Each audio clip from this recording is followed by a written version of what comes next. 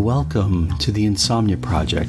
Sit back, relax, and listen as we have a calm conversation about the mundane. Thank you for joining us. I am your host, Marco Timpano. And I'm with him in Florida. And I'm Amanda. And for all of you who have been feeling the daylight saving time change, I'm there with you. I have been feeling it. It's definitely something that affects me. So if you're one of those people that is finding it a challenge, I'm there with you. And recently, I got interviewed about it, Amanda. Yeah. You want to talk a little bit about that interview, how that came to be, or some of the surprise questions? So the Globe and Mail is a national newspaper here in Canada, and someone from the Globe and Mail reached out to me because I'm considered a sleep pro, Amanda, because of the podcast. So thank you, all of you listeners who have helped make me what's considered, at least in the national paper, a sleep pro. I was one of 3 people that was interviewed about daylight saving. I'm saying it wrong. What is it? Daylight. The problem is we always add an S to Yes. it, but there's no actual S in it. We always say daylight savings, And it's daylight saving time, which I just learned today. I didn't know that was the truth until today. I should mention, you said we're here in Canada, and I've already said that we're here in Florida. No, the newspaper is in Canada. Yeah, but you said here in Canada. Oh, sorry. So I just want to make a mention that we are here in Florida. But obviously we're based out of Canada. Yeah, we're just not physically there right now, mentally there. They're in Canada. The Globe and Mail is the national paper. Yeah, so they interviewed me, and that was published today. And I wanted to get a podcast out, but we've been muttering about, and so yes. So we're getting it out later than I would have thought. We've been doing Florida things in the Florida. You know, like eating dinner at 4:00. That's what you do in Florida. There may be people that don't understand why you do that in Florida. That's because everybody here is, the median age is, I would say, about 85 here. So in this town anyway. So yeah. I also am a winner of the Canadian Podcast Award, Amanda, for one of the podcasts I do. Congratulations. I'm sorry. I was going to get there. Oh, were you? Yeah, but... Sorry. No, it's okay. You're excited about it. I'm very excited. We found out the day before last. Yeah, not yesterday, but the day before, yeah. That Getting Lit with Linda, which is a podcast I produce, got the outstanding educational series. Which it's so deserved. It's such a wonderful podcast, and honestly, I think it's kind of a milestone because this podcast can rarely get a nomination and has never won. Well, we've been shortlisted 3 times, right? And we won a different award, so not a Canadian Podcast Award, but we've won other podcasting. But I only say that because it's to show that this is such a successful podcast, right. And even this podcast hasn't managed to make it happen, because there's I think a lot of red tape involved in that. It can be, for sure. So anyway, it's a huge accomplishment for you and for Linda, and I wanted to personally congratulate you both. And I'm sure listeners feel that way too. And if you don't listen to Getting Lit with Linda, I think it's a nice accompaniment to this podcast, because it's a very gentle podcast as well. Talking about literature. Sure. It's beautiful. And she has a soothing voice as well. Of course, and we'll get her on the podcast. We've had Linda on the podcast, but I definitely want her for our holiday episodes. And people have been asking, sure. Amanda. I'm Amanda. Yes. People have been asking about our holiday episodes and when they're coming. They're going to be coming 31 days in December. Starting December 1st, we'll have our holiday episodes. And what's interesting is we'll probably end them here in Florida. Because we will be returning, that's right, for the holidays. We'll be back here. So work brought us here this time, and also being in Florida, that means that I will have an episode with fan favorite, your father, Dan Barker. And probably one coming up this week, too. Yeah. So that's something to look forward to in the world of podcasting. Did you want to talk more about daylight saving time, though? I'd like to talk more about your interview in the Globe and Mail. Sure. Because I know there was a couple interesting questions that were asked of you if you want to talk about sleep. Of course. So I wanted to say, of course, that daylight savings. Oh, you had asked me about daylight savings. Yeah, right? well, that was, I think, because I don't know that you knew that that's what the interview was about when you took the call. Did you know that? No, they just said that they wanted to talk to me about insomnia and sleep. Mm-hmm. So I was like, okay, of course. And then as you were doing the interview, and this was a few weeks back, but it made sense. Okay, how do you deal with daylight saving time? And you talked about, obviously, this podcast, but also soothing TV. Which we talk about on the podcast, but also tea with lots of honey. Yes. And a weighted blanket that you like to employ sometimes. I do like a weighted blanket. You're not so much of a fan of weighted blankets, but sometimes I find them very helpful, especially if I go to another room. If I can't sleep in the bedroom and I go to another room, that's where I find them the most useful. I don't find them useful in the bedroom. I find them more useful if I'm on a couch or if I'm that's somewhere. Interesting. Yeah, I think that's a good tip. Yeah, because I feel like they help sort of calm me down, I guess. Yeah. Or just like there's a pressure there that I enjoy. So I'm wondering if you want to talk a little bit about daylight saving time. Of course. Yeah. So I learned today that it's not daylight savings time, but it's definitely, it's like account saving. Right. Or, that type of thing, or lending and saving. I knew that there was no S at the end of saving. Oh, you did know that? Yeah, but I thought daylight were two separate words and not together. Oh, so daylight. It's daylight as one, yeah. Yeah. Oh, well, interesting. So we both learned something there.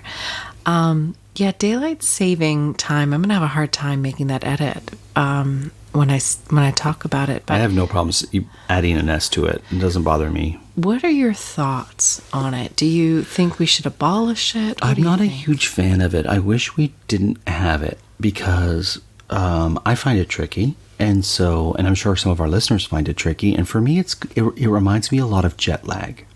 So I get a feeling of jet lag for a few days until my body gets used to it.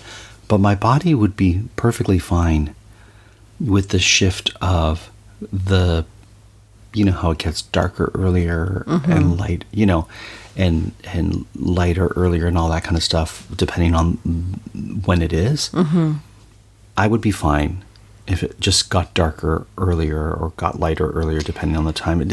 I would rather that than having to shift. I see. Hour. Yeah, I kind of feel the same. We had a flight earlier in the week, and our connecting flight, there's some sounds in Florida, so you may hear them. Various, as you might remember, as listeners might remember, we live on a bird sanctuary here. So. And your dad is watching a football game. I don't think you can hear that, though. No, but just in case you hear the sounds of... I don't know if that's as soothing as the sounds of the bird sanctuary, sure. Which are probably more likely to hear from this room. Although so we found... So your parents... Okay. I should mention this. So I'm gonna tell you that you're starting to have conversations the way my parents have conversations. Right. We've talked about something else, and we're mid here. We're mid-sentence, and I'm shifting. We're interrupting our own selves, which is what my parents do. But we were watching something on daylight saving time, and I just wanted to add that earlier in this week we took a flight, and the flight, the connecting flight, it was so early that it was still dark when the connecting flight landed. Like, we left at 6, I think, but when the connecting flight landed at 7:30, it was still dark out, and I was like, wow, that's when you have a very early flight. And I guess that's because that was at the end of the daylight saving time, so it would have been light out. So I guess my point just being, I'm not a fan either. I think we should just stick with whatever we have. Sorry. The other challenge I have with daylight saving is having to turn all the clocks in every room back. And I always find there's always one clock that's a challenge. Yeah. Usually in the car. Yeah, the car clock. And you're trying to figure it out. It's like, I haven't done this in a long time. What button do I press? Some of them you have to use a little paper clip. In other ones it's like, I had a car once where I couldn't figure it out for the life of me. And then finally YouTube videos would tell you how to do it. Right. I was so grateful because it was impossible. Yeah, totally. My computer didn't completely. I think it's still on the old time. Oh, really? Yeah, I'm not sure what's going on there, but it's sort of it's digging its heels in. It's 2 a.m. when the time changes. So 2 a.m. Oh, is it really? Yeah, it becomes 1 a.m. again in November. This recording is happening in November, so it's the... I remember back in university. So I lived in a all-girls dorm, and for the first 2 years of my university experience, and we would have quiet hours, official quiet hours of when you're not allowed to make noise. Oh, I like that.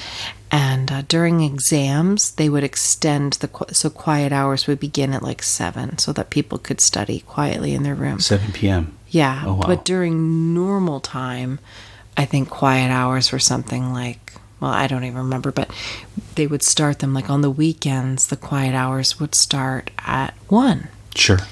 But I remember the night of daylight saving time, we were loud for an extra hour because we were challenging, saying, no, it's still 1 o'clock, even though our dear sweet friend Allison, I remember coming into the room.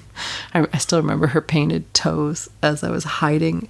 This is how immature we were. We were blasting our music and then hiding so that she would come into her room and tell us to be quiet. And then we can be like, it's not, it's daylight saving time.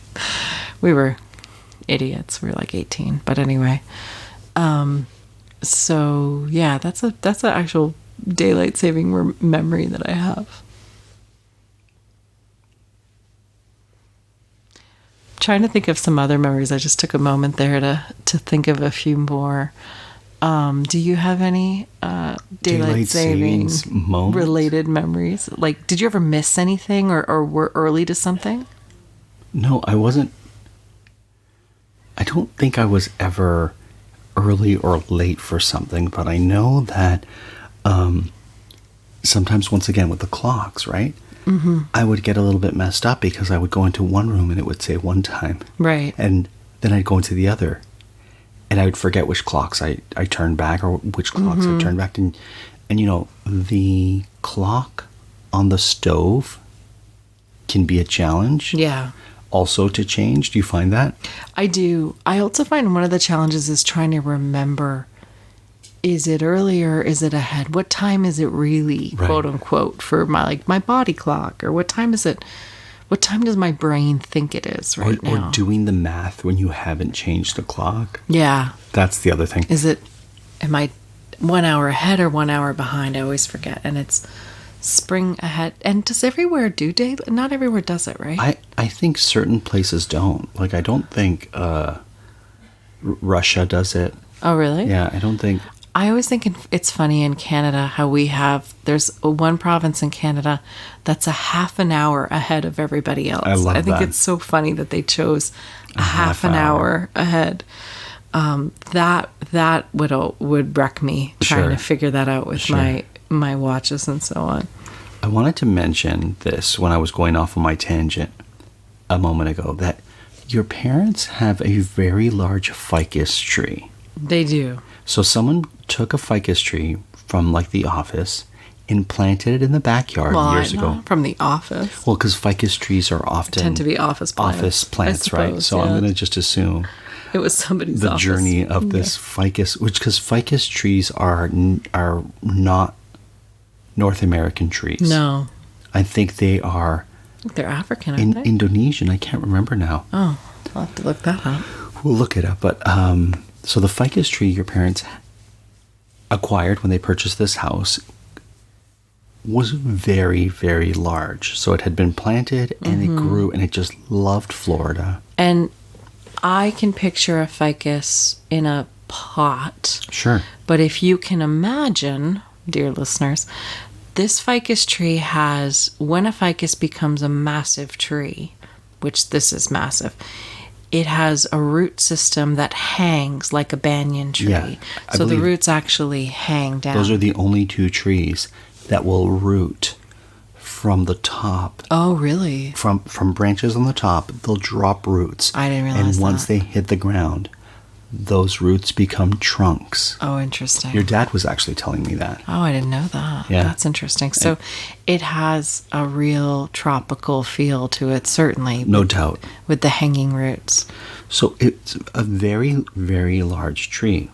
And your parents, every couple of years, they've got to trim it back because it just gets out of control, and for the health of the tree. Mm-hmm. And right now, it's just branches and wood. You see very little green on it. They've really trimmed it back. They did. There's barely any green. There's a bit of green around the base, but there's no leaves. It's just trunk and branches. They were joking that they did it for Halloween because it has a sort of Halloween kind of look to it. But the fascinating thing about it is it has one branch that jets up and has a little bit of a gnarl in it. Mm-hmm.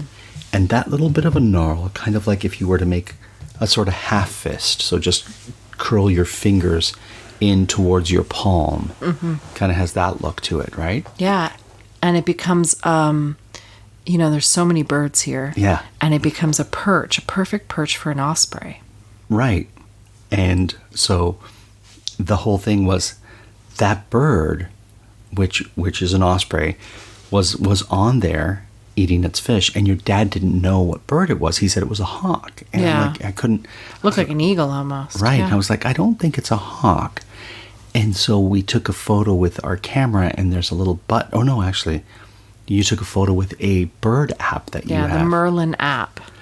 And it was able to identify that it was an osprey and not a hawk. And most of my Merlin app, if you join Merlin and want to follow me on the Merlin app for my bird watching, of which I don't do a lot, it's almost all here. So there's so many gorgeous, wonderful, exotic to me birds here, herons and cranes of all kinds. There was certainly a congregation of ibises. Yes. That we saw as well.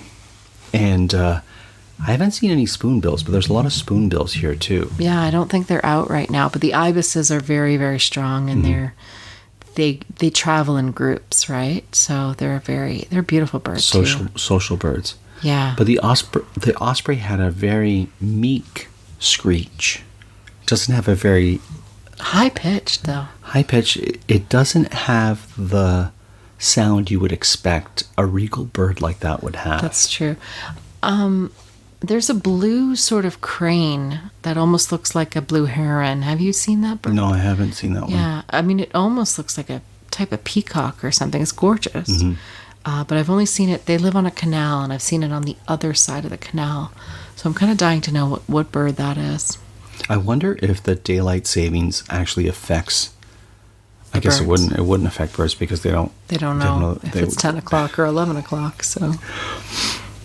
I don't know. It might, though. I think there's something to be said with that because, that means planes go out at a different... Sure. Noise shifts. Yeah. Certainly in the AM, the early AM. It shows you how our concept of time is so man-made and arbitrary compared to what the Earth has to say about it, right? Fascinating. It's true. We also found some skink eggs. Yeah, we did. While we were here, skink is like a little lizard. The 5-line skink. The good old 5-line skink. What my mom calls geckos, and what normally we'd probably just call little lizards or geckos. Mm-hmm. There's tons of them around here, and so my parents. There's not so many on this side of they have a screened-in yard, so there's not so many on this side of the screen. But I guess one or two got in, and so they opened up an umbrella, and it looked like Cadbury's mini eggs. They're all white, but Cadbury mini eggs. They were tiny. So we had to figure out what animal they came from. Yeah. Because hummingbirds have little eggs too, but we knew they weren't in a nest. No, so yeah. I guess a skink will lay eggs wherever I guess it will, yeah. Wherever it chooses to in lay the them. umbrella. Yeah. By a pool. Yeah. Hopefully some of those go on to live wonderful skinky lives. Sure. We also have friends who are picking up our mail. We do. And so I wanted to get them a little something to thank them. And my vote was a mug in Nebraska, where we were previously this week working, that said, what did it say? Nebraska, it's not that bad? Or not as bad as you think? Not as bad as Nebraska, not as bad as you think. I thought that would be a great gift. However, we didn't really have room in our carry-ons, and I thought... And what if it breaks? Yeah. Right. So instead, I went into a pharmacy and I saw they have these really, really ugly sacks that say the town that we're in, Sebastian, Florida. And how would you describe it? It's not tie-dyed. It's kind of like a... kind of tie-dyed feel. And it would be like a backpack, except just a drawstring bag. Yeah. But with things on both sides. Let's say Sebastian, Florida. And they're extremely ugly looking. I don't think they're that ugly. They're not as ugly as you think. Yeah. Okay. Like, I'm not sure if they're ugly enough to be an ugly gift. So I hope they agree that they're ugly. I don't know. Well, they were so ugly and kind of useless because the bags are... useless for sure. They're not even big bags. You couldn't fit much into What I that. love is you did not want to spend $14 on the mug because you're like, nobody needs a mug. But you have no problem spending $15 on useless bags. But it wasn't so much the price as it was the portability on this trip. That's fair, because the mug could break. Because we only have our carry-ons. Yeah. We only have carry-ons and... I generally travel with mugs in my carry-on, and so far I've had good luck, because my dad always gives me Fiesta ware. Well, one time we were coming to Florida, and I had bought your dad some rye whiskey. Yeah, that didn't travel so well. And that did not... That broke everywhere. We were wringing out whiskey. And it smelled so good, that whiskey, too. I know. It was a shame. So, I guess I'm a little bit... That's fair. I'm a little bit... Well, that's only because that particular whiskey... there was a whole story with that, remember? Because we bought it from the duty free, but then they made us pack it. Something happened with the flight. I don't remember. Our flight got canceled. Was that and so we had to stay a night in Charlotte. And so it was no longer duty free. Right. And our check luggage was already checked. So we had to check a carry-on and put it in the carry-on. And the carry-on wasn't good, like it wasn't a hard case. It was a soft case. Was it? I think it was that. Something around those lines, yeah. And then I guess the baggage handlers here in Florida really gave it a good toss, and that's what broke it. So that's what broke it. But a normal carry-on, it would have been fine, I think.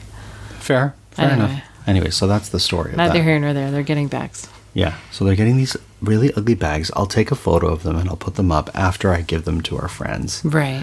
And you can be the judge of whether these bags are as ugly as I think they are, or if they're as pretty as Amanda thinks. Are they delightful?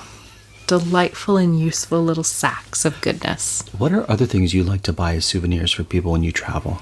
Clearly, you have no problems putting mugs in your carry-on. No, all kinds, all day long. But who needs more mugs? Everyone. Who drinks beverages? Everyone. Mugs are for tea and for coffee. Is this the part of the podcast where people are falling asleep, but then they wake up because we're arguing? No. I'm just saying we don't need any more mugs. You and I do not need any more mugs. Okay. No, we don't. It's true. Probably nobody needs more mugs. That's probably the truth. What kind of things do I like to get people? Edible things. Sure. Candies. Chocolates. Whiskey that breaks in the bag. Fair. But that type of thing, I think. And I might be on the lookout for some type of thing. I also like to get pens. Pens are great. Because I think they're useful. And there's something else I like to get. I'm trying to remember. Yeah, magnets to a certain degree. Letter openers are fun, but you can only get... Nobody needs more than... Also, you have to check letter opener because it can be... True. I like to get, for us, ornaments Christmas for the tree. Ornaments, yeah. That's really one of the nice. things I enjoy getting. But that's more our souvenirs. But it is a fun souvenir to get, absolutely. And do we have an Omaha one? We do have an Omaha. Oh, we do, yeah, okay. Yeah. I was thinking, do we have a Florida one? And we do. There's an interesting noise. I don't know if it's a bird or what. I don't know what it is. I can hear a sort of high-pitched rattle. Yeah. So that's... A lot of noises in the jungle here in Florida. It's amazing the noises you hear when you're not at home. They're different noises. They are. In different places. Remember when we were in Panama almost a year ago and we just let the microphone pick up the noises, yeah. The sound, the ambient noise? I might do that here. I think it's a great idea with the birds. I think it's a beautiful idea. The only thing is your mom tends to make noise. It's her house, and she can Yeah. make whatever noise she wants. But the ambient noises are also the noises of the barkers. Yeah, it's true. So Maybe I'll do that. you could just do recording of my mom In the background. talking to herself in the kitchen and It's true. I should. checking her Facebook and calling about a return to a store or something. Yeah. Anyways, thank you so much for listening, and we hope that you're able to get over the daylight saving hump that some of us experience. Yeah, whether your daylight saving has an extra S at the end or not. Until the next time, we hope you were able to listen and sleep.